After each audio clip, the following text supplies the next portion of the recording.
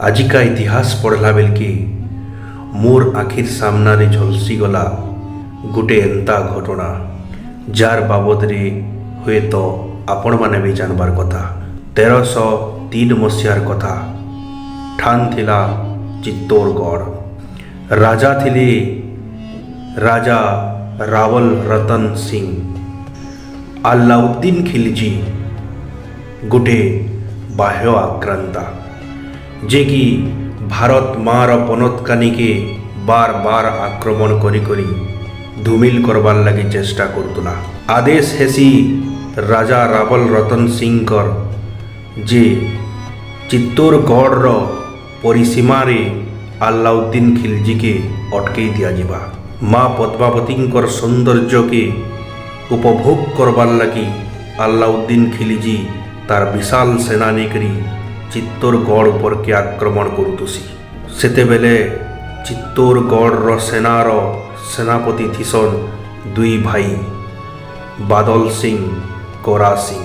राजा रावल रतनकर आदेश पाई करी माँ रणचंडी माँ दुर्गांकर पादे क्रिया करसन जे जेतकी दिन तक इस शरीर रे बुंदे भी रकत थिबा आमे माँ माटिर लगी माँ पद्मिनीकर लगी माँ पद्मावतीकर लगी राजा रावल रतन सिंह कर लगी चित्तौड़गढ़ लगी आमे लड़ुतुमु।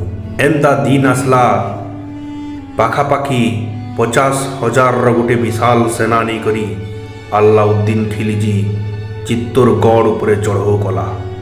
सामनारे थिले बादल सिंह और गोरा सिंह आउ तंकर सेना।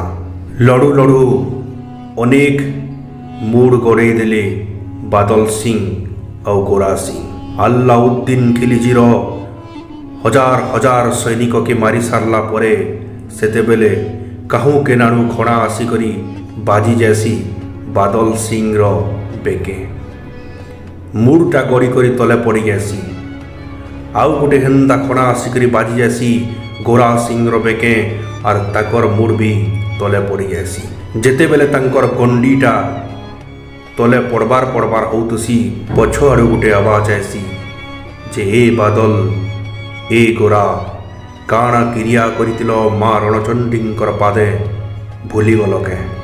सेते बेले इटा इतिहास रे लेखा हिची जेन गंडीटा तले पड़ी जिबार होतुसी से गंडी फेर संभली जैसी बिना मूड थिबार गंडी आराग के बढ़ी बढ़ी हजार हजार सैनिक के मारी मारी जैसी। सेटा देखी करी अलाउद्दीन खिलजीर केते सैनिक लैंज जाकी करी पछ घुंचा देकरी पलौतुसन।